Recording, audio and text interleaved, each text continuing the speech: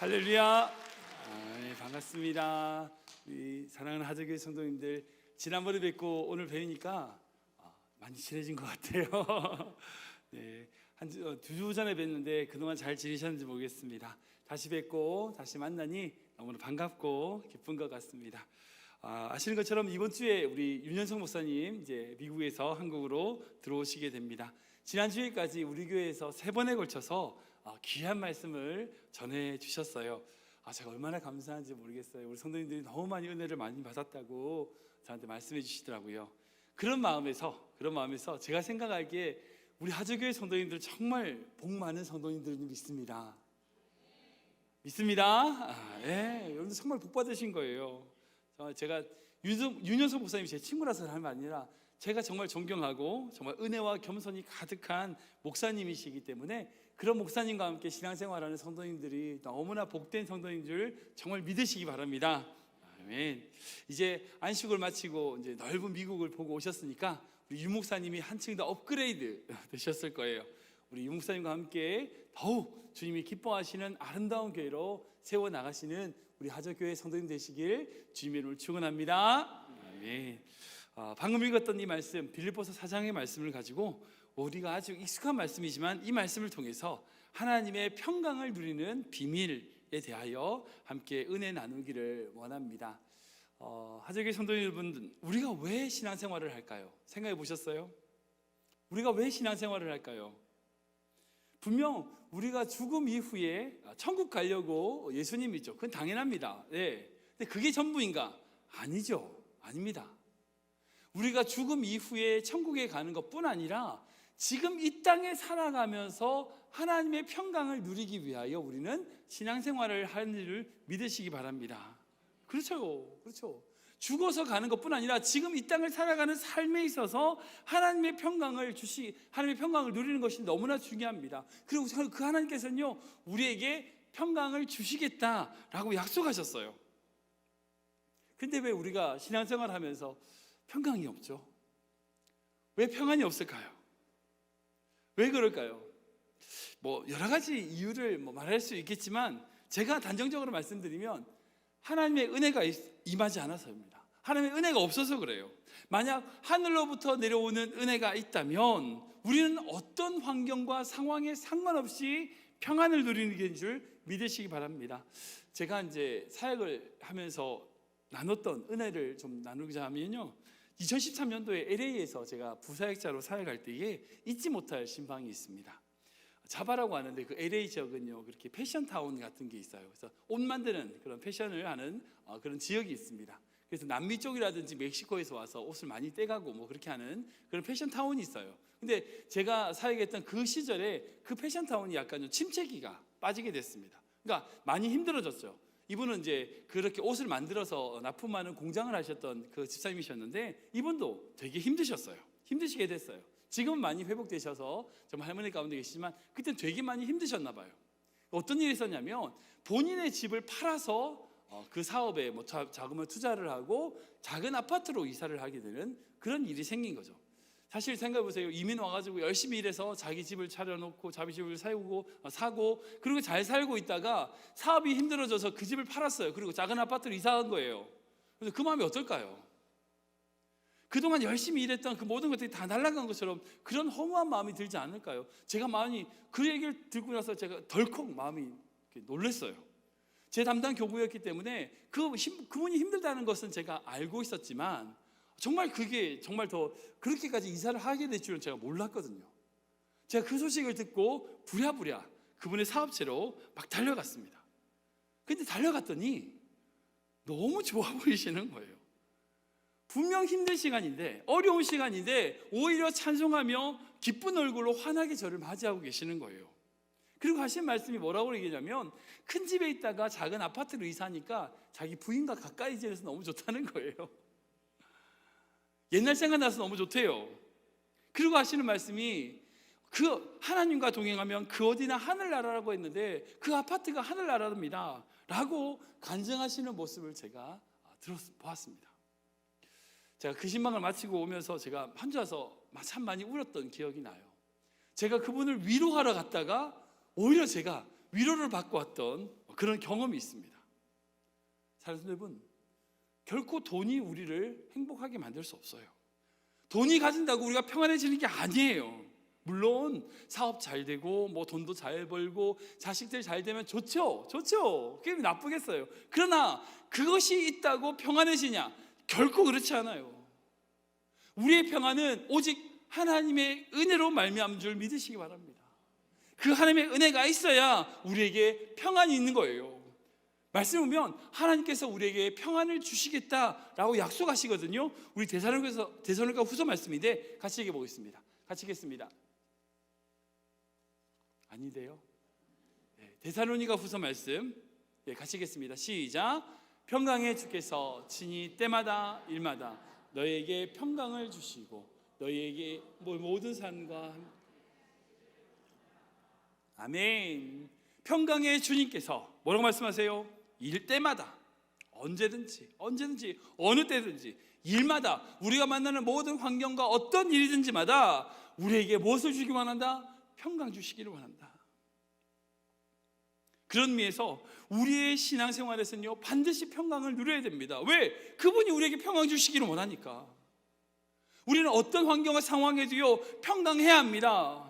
그리고 그 평강을 가지고 다른 자들에게 그 평강을 나누어 주는 자가 되어야 된다는 거예요. 그런 의미에서 우리 옆에 분에게 인사할까요? 하나님의 평강을 누립시다. 2분 이상 인사하겠습니다. 하나님의 평강을 누립시다. 하나님의 평강을 누립시다. 아멘. 아멘. 오늘 본 말씀은 그렇게 하나님의 평강을 누릴 수 있는 중요한 열쇠, 그 비밀에 대하여 담겨 있는 말씀입니다. 제가 지난주 2주 전에 이 빌립보서 말씀을 가지고 나누면서 그 빌립보 교회 안에 어려운 문제, 알 수는 없지만 어려운 문제가 발생을 했고 그 문제를 해결하기 위하여 연단받은 디모데를 보내는 그 이야기를 제가 말씀을 드렸죠. 일단 내용적으로 디모데, 그 당시에 빌립보 교회는요 어려운, 결코 넉넉하거나 좋은 상황이 아니었어요. 한마디로 평안이 없는 상태였습니다. 교회사적으로 보면 1차적으로 초대교회는 빌립보 교회뿐만 아니라 모든 초대교회는 외부적인 탄압과 그런 박해를 받았어요. 로마로부터 박해를 받았고 그 유대인들에게로부터 따돌림과 조롱을 당했습니다. 뿐만 아니라 내부적으로도 문제가 많았어요. 이 신학이 제대로 완성되지 않다 보니까 서로 이단들이 발생하고 그런 말씀을 해석하고 율법을 해석하는 것에 대한 서로 갈등들이 내부 안에 있었던 것을 보게 됩니다. 즉 외부적으로나 내부적으로나 여러 가지 어려운 문제들이 그 교회 안에 있었어요. 그런 문제가 있을 때에 바울이 그 평안의 메시지를 전하는 것이 바로 빌립보서고 그 빌립보서의 가장 핵심적인 말씀이 바로 오늘 본문입니다. 그러니까 오늘 말씀을 잘 읽으면, 잘 이해하면 2000년 전에 빌립보 교회가 누렸던 그 평안뿐 아니라 지금 이 시대를 살아가는 우리가 누리게 될 평안이 무엇인지를 여러분 깨닫게 된 줄 귀한 은혜가 있을 줄 믿습니다. 사랑하는 여러분, 오늘 말씀은 여러분 아시는 것처럼 우리가 잘 아는 말씀이죠. 여러 번 들었던 말씀일 겁니다. 그런데 이 본문 전체를 위하여 이해를 잘 못하시는 분들이 따로 계세요.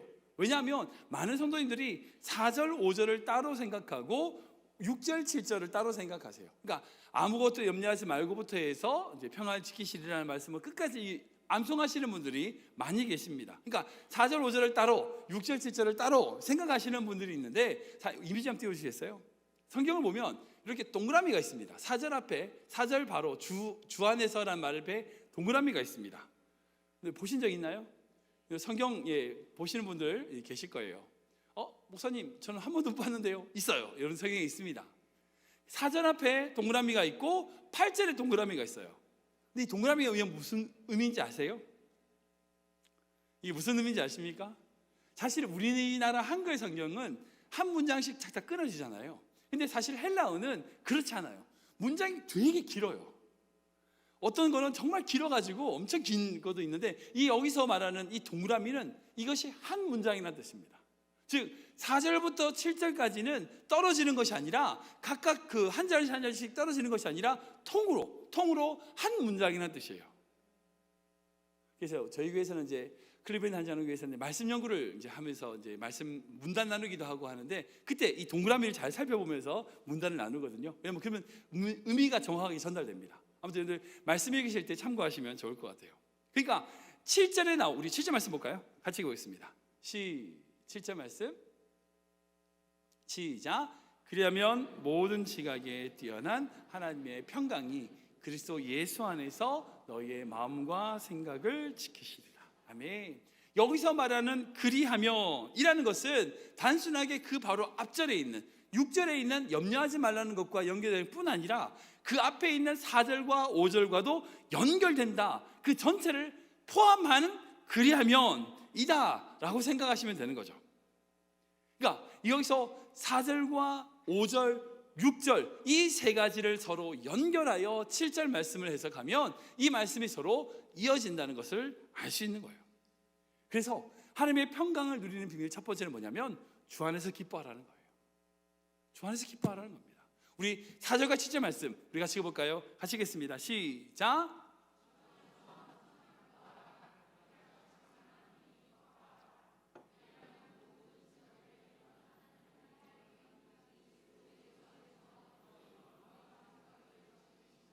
아멘. 먼저 우리가 하나님의 평강이 우리의 마음과 생각을 지키시게 하기 위하여 우리가 어떻게 해야 되냐? 기쁨을 회복해야 된다는 거예요. 기뻐하라는 거예요. 주 안에서 기뻐하라는 겁니다. 사랑하는 여러분, 기쁨은 하나님의 고유의 영역이에요. 성경에서 말하는 이 기쁨은요, 세상에 존재하지 않습니다. 세상은 결코 우리에게 기쁨을 줄 수 없어요. 기쁨은 하나님께로부터만 나오게 돼 있어요. 예를 들어서 여러분들 가정 안에 기쁨과 재미가 있을 겁니다. 근데 그 두 가지를 잘 구분해 보세요. 어떤 것이 기쁘죠? 근데 그 기쁨은요, 하나님께로부터 와요. 물론 어떤 세상적인 것들이 가지고 있기 때문에 가정 안에서 재밌게 지낼 수 있죠. 물론 그렇습니다. 그런데 그런 것들을 다 빼고 오직 기쁨이라고 하는 것은요, 하나님께로부터 나오는 거예요. 우리가 신앙생활하면서 이 두 가지를 잘 구분할 수 있어야 됩니다. 하나님께로부터 오는 기쁨과 어떤 세상이 줄 수 있는 어떤 재미, 이것들을 잘 구분할 수 있어야 돼요. 기쁨은 오직 하나님께로부터 나온다는 것을 꼭 기억하셔야 돼요. 그런 관점에서 성도님들, 제가 신앙생활 잘하는 법을 알려드릴게요. 바로 기쁜 일을 하시는 거예요. 기쁜 일을 하시면 돼요. 성경을 보면 하나님의 일을 기쁨으로 감당하는 사람들이 있습니다. 그런 자들이 하나님의 평강을 누렸어요. 혹시 성도님들 교회 안에서 봉사하고 섬기는 일이 하나님의 일인지 아니면 내가 욕심을 내서 하는지 구분하는 법 제가 알려드릴게요. 뭐냐? 그 사역에 기쁨이 있냐는 거예요. 기쁨이 있으면 하나님 일이 맞습니다. 네, 맞아요. 근데 다른 사람이 막 칭찬해, 막 격려도 하고 잘했다고 높여주기도 하고 스스로 자랑스럽긴 하지만 기쁨이 없어. 여러분, 다시 생각해 봐야 돼요. 그러니까 우리가 교회 안에서 무슨 사역을 하든지 어떤 일을 하는지보다 더 중요한 건 뭐냐? 기쁨이 회복되는 거예요. 제가 재밌는 책 하나 알려드리겠습니다. 기독교 변증가인 C.S. 루이스가 쓴 스크루테이프의 편지라고 하는 책을 좀 소개시켜드리고 싶은데요, 이 책은 참 재밌어요. 뭐냐면 이분이 기독교 변증가예요. 되게 유명한 기독교 변증가인데 이 책이 어떤 책이냐면 대장 마귀인 스크루테이프가 자기의 조카인 워무드라고 하는 쫄병 마귀한테 어떻게 하면 인간을 넘어뜨릴 수 있는지를 가르쳐주는 책이에요. 그러니까 반대로 생각하는 거죠. 그러니까 우리가 어떻게 신앙생활에 조심해야 될 건지를 좀 알려주는 책입니다. 근데 그걸 좀 거꾸로 표현을 하는 책입니다. 그러니까 대장 마귀인 스크루테이프가 조카 마귀인 그 워무드에게 인간을 넘어뜨리는 방법을 쫙 설명해줘요. 근데 그 중에 제일 첫 번째가 뭔지 아세요? 그리스도인을 넘어뜨리는 제일 첫 번째, 그들의 삶에 기쁨을 뺏으라는 거예요. 기쁨을 뺏으라는 거예요. 그리스도인을 넘어뜨리기 위해서 해야 될 제일 첫 번째가 뭐냐? 그 안에 기쁨을 빼는 거예요. 왜 우리 신앙생활이 힘들죠? 왜 어려운지 아십니까? 사단이 우리에게 기쁨을 뺏어갔기 때문이에요. 왜 시험에 들죠? 왜 시험에 들고 그렇게 교회 안에 갈등이 생깁니까? 사단이 기쁨을 뺏어갔기 때문이에요. 사랑하는 하주교회 성도 여러분, 기쁘면요 뭐든지 괜찮아요.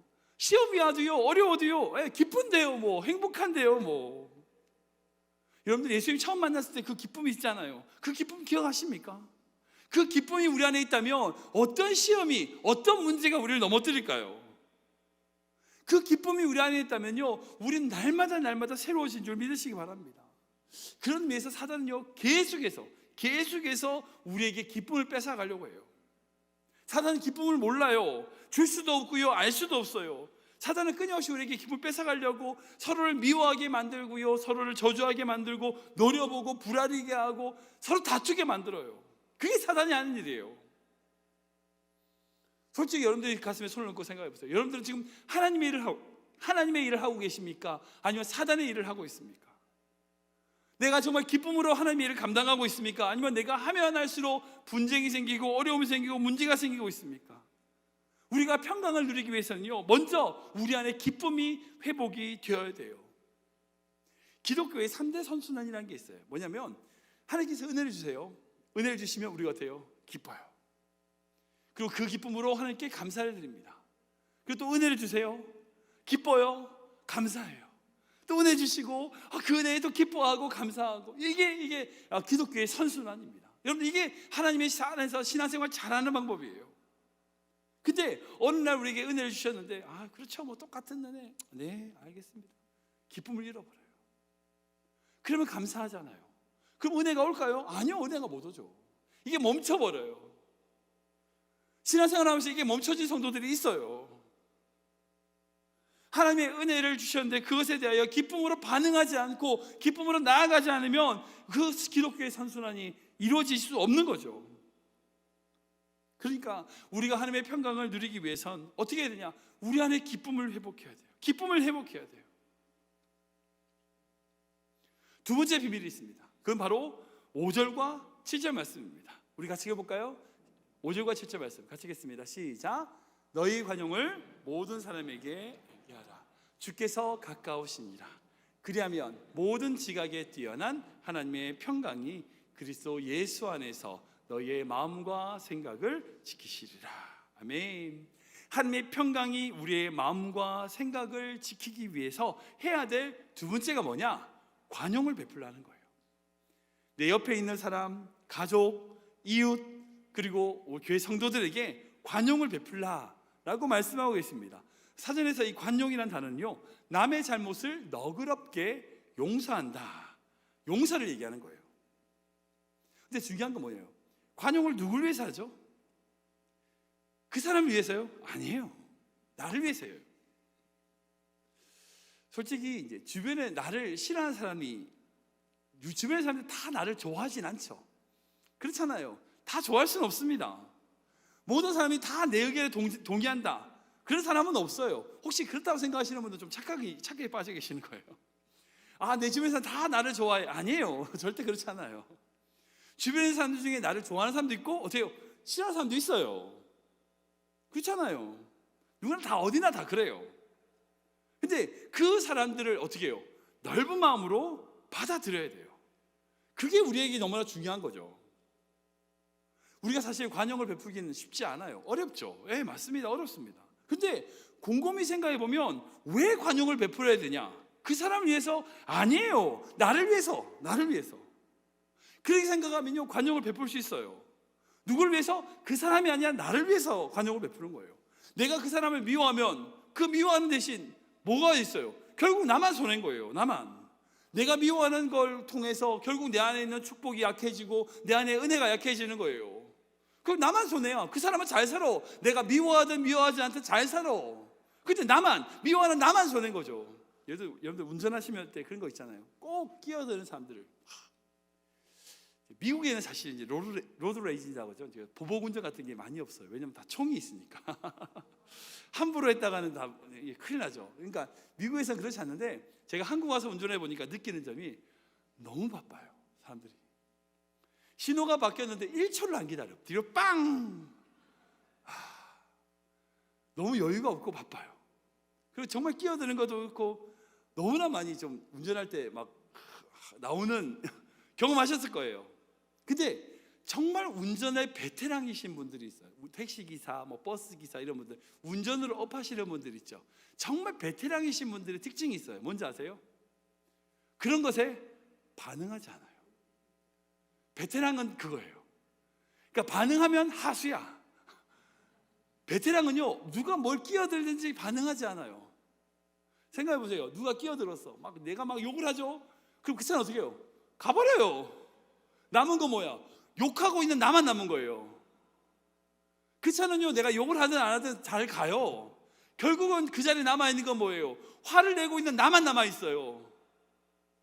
마찬가지예요. 우리가 그 사람을 용서해주고 관용을 베풀 때 내가 관용을 하든 용서하지 않든 그 사람은 그 사람대로 잘 살아요. 결국 내가 관용을 하고 용서해야 될 이유는 내 안의 축복을 유지하기 위해서요. 내 안의 은혜를 유지하기 위해서 그 사람을 용서해야 되는 거예요. 근데 생각해보면 왜 관용하고 왜 용서하지 못할까? 그 이유는요, 축복의식이 없어서 그래요. 여러분들, 왜 우리가 그렇게 용서하지 못할까? 그 이유는요, 바로 내가 지금 빼앗긴 그것을 빼앗기면 다시 못 찾는다는 거예요. 다시 못 찾는다는 거예요. 창세기 20장에 보면 놀라운 사건이 하나 등장합니다. 바로 이삭의 우물 사건이에요. 뭐냐면 아브라함이 죽은 이후에 이삭이 이제 그 가족들을 이끌고 블레셋 땅으로 이동하게 됐는데 그곳에 우물을 딱 팠어요. 물을 팠어요. 근데 했더니 물이 나와. 우물이 생긴 거예요. 그랬더니 그 블레셋 사람들이 어떻게 해요? 내놔. 줘요. 또 딴 데 가서 파요. 또 우물이 나왔어. 블레셋이 또 와요. 또 내놔. 줘요. 그리고 또다시 딴 데 가서 우물을 팠는데 그때는 달란 소리 안 하니까 그곳에 정착했다라고 하는 이야기가 창세기 26장에 등장합니다. 제가 신학교 때 그 교수님께서 이 상황을 설명하시면서 성경 경제학자가 그 당시의 우물의 가치 하나를 지금 우리의 돈으로 환산하면 약 300억 정도 된대요. 300억. 놀라지도 않으시네요. 돈이 얼마나 많으시면. 네.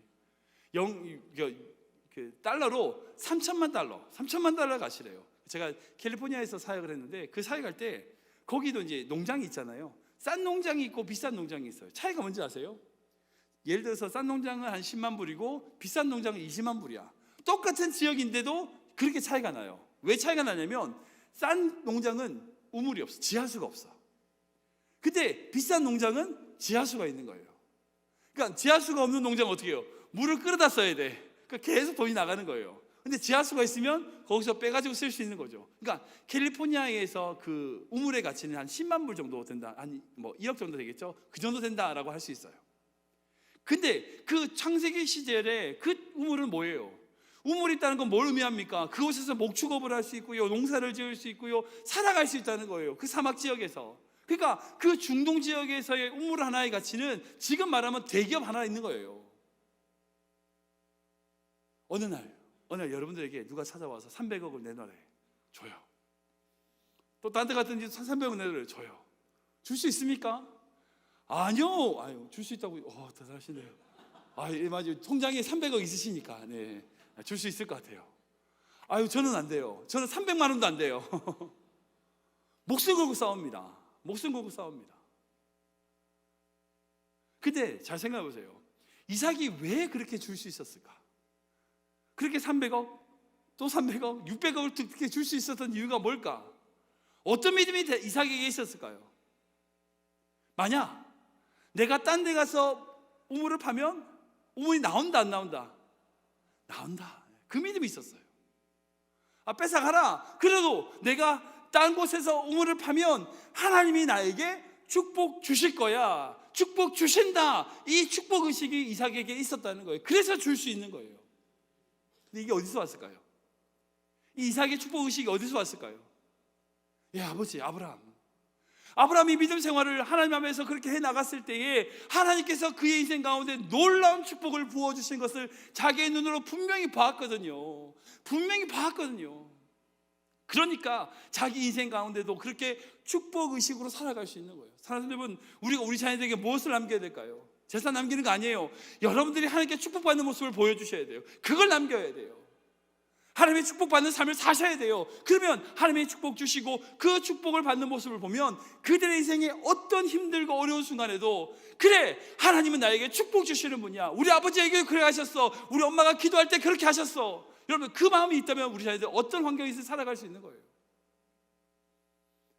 이 아브라함이 그런 믿음으로 살아갔을 때의 축복받는 모습을 이삭이 보았기 때문에 이삭은 300억 괜찮아요. 왜? 하나님이 또 주실 건데 뭐. 여러분, 우리가 왜 용서 못합니까? 왜 관용하지 못하죠? 그 조그만 자존심, 그 조그만 물질, 그 뺏기면 다시 안 온다는 거예요. 그러니까 아도마도 그걸 지키려고 살려줘. 그렇게 싸우죠. 줘버리세요. 그러니까 자존심 뭐라고, 그러니까 돈 뭐라고. 여러분 그거 주면요 하나님이 더 놀라운 축복을 주신 줄 믿으시기 바랍니다. 그게 하나님의 법칙이에요. 하나님을 위하여 그것을 내어놨을 때에 하나님은 더 놀라운 것을 채워주시는 분이에요. 그것이 하나님이 우리의 삶 가운데 축복 주시는 자인 걸 믿으시기 바랍니다.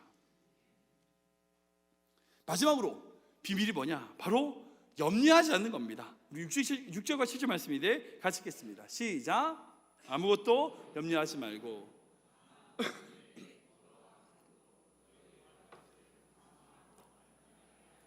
그리하면 모든 지각에 뛰어난 하나님의 평강이 그리스도 예수 안에서 너희의 마음과 생각을 지키시리라. 아멘. 신앙생활하면서 가장 큰 독이 있습니다. 바로 염려입니다.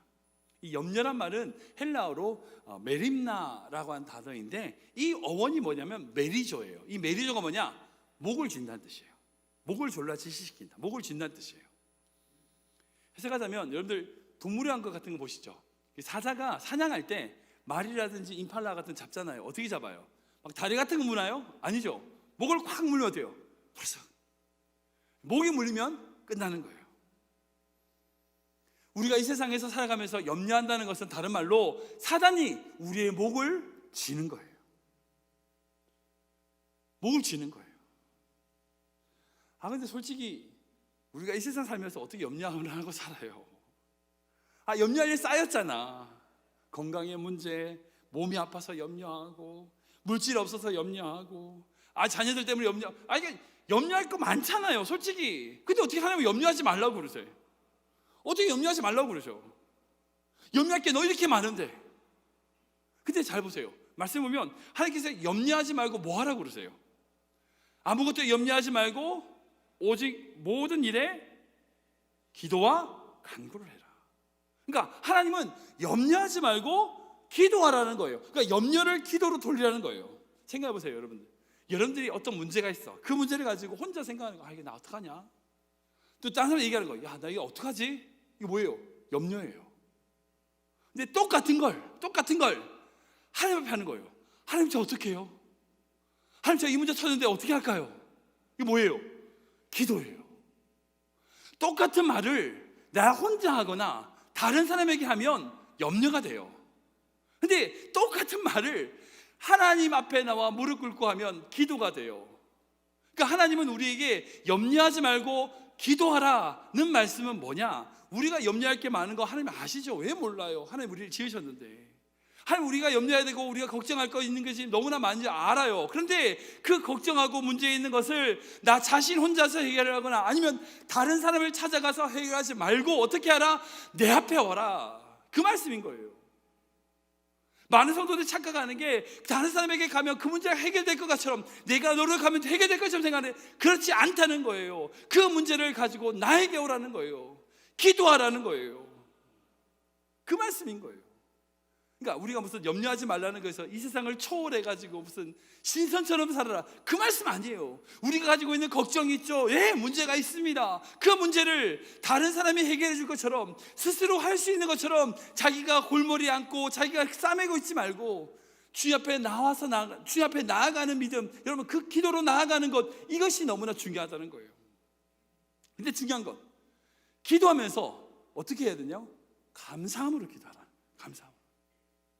염려가 있을 때에 기도하는데 어떻게? 감사함으로 기도하라는 거예요. 여러분 생각해 보세요. 질문 드려볼게요. 감사하지 않고 기도할 수 있을까요? 없을까요? 있어요. 대표적인 예가 누구냐면 바로 요나예요. 요나 말씀 보면 막 하나님을 불평하고 짜증내면서 기도해요. 이제 그것도 기도니까 하나님 어떻게 해요? 응답하세요. 근데 문제는 뭐예요? 하나님의 평강이 없어요. 하나님의 평강이 없어요. 신앙생활 하시면서 주변에 보면 그런 분들 있잖아요. 정말 기도는 많이 하고 믿음도 좋고 믿음 좋다고 보이고 봉사도 열심히 하고 그러는데 얼굴에 감사가 없어. 여러분 그것보다 불행한 성도가 없어요. 주님을 위하여 살아간다고 하면서 감사를 잃어버린 성도들이 있다고요. 우리가 하나님 앞에 우리가 모든 염려를 맡겨드릴 때 어떻게 해요? 감사함으로 기도를 해야 돼요. 여러분 아까 제가 말씀드렸잖아요. 은혜 주셨을 때 기쁨으로 반응하면 어떻게 해요? 감사로 이렇게 다시 올려드려야 돼요. 이 과정이 필요한 거예요. 어떤 문제와 상황이 있을지라도 감사를 선포하십시오. 감사는요, 우리가 선포할 때에 임하는 거예요. 우리가 하나님 앞에 감사하고 나아갈 때에 그 감사를 통하여 하나님이 또한 은혜를 주시는 거죠. 우리 인생 가운데 하나님이 주시는 그 은혜로 평강으로 살아가기 위하여 기쁨을 유지하며 그 기쁨을 감사로 하나님 앞에 올려드리는 그 믿음이 우리에게 너무나 중요하다는 거예요. 우리 가족의 모든 성도님들이 감사함으로 주님께 모든 염려를 아뢰므로 주님 앞에 평안을 누리는 귀한 믿음의 성도 되시길 주님으로 축원합니다. 말씀 정리하겠습니다. 우리 결단 한번 읽어볼까요? 한번 읽어보겠습니다. 같이 읽겠습니다. 시작. 항상 기뻐하고 타인에게 관용을 베풀고 염려하지 않고 감사의 기도함으로 나는 이제부터 하나님이 주신 평강을 지킬 것입니다. 아멘. 제가 예전에 이 설교를 했는데 어떤 그 분이 저한테 오셔서 목사님 제가 이렇게 방금 말씀하셨죠. 정말 하나님 주신 평강 지키겠습니다라고 말씀하시더라고요. 제가 그 말씀 들으면서 깜짝 놀랐어요. 야, 이분 설교 잘못 들으셨다. 이렇게 결단하는 게 맞을까요? 오늘 이 말씀, 이 빌립보서 4장 4절부터 7절까지 말씀을 듣고 이렇게 결단하면 맞습니까? 아니요, 죄송합니다, 틀렸습니다. 근데 많은 분들이 이렇게 신앙생활을 하고 있어요. 그래, 하나님이 주신 평강을 내가 지켜야지. 하나님이 나에게 평강 주셨는데 내가 그 평강을 지켜야지. 내가 기도하고 감사하고 염려하지 않고 관용을 베푸는 하나님의 평강을 지켜야지. 잘 보세요. 우리 7절 말씀 읽을까요? 같이 읽겠습니다. 시작. 그리하면 모든 지각에 뛰어난 하나님의 평강이 그리스도 예수 안에서 너의 마음과 생각을 지키시리라. 아멘. 우리가 하나님의 평강을 지키는 거예요. 하나님의 평강이 우리를 지키는 거예요. 예. 여러분, 이게 작은 차이 같지만 큰 차이입니다. 내가 평강을 지키는 게 아니에요. 택도 없어요. 내가 뭘 지켜? 하나님의 평강이 우리를 지키는 거예요. 우리 힘으로 하려면 안 돼요. 안 되죠, 당연히.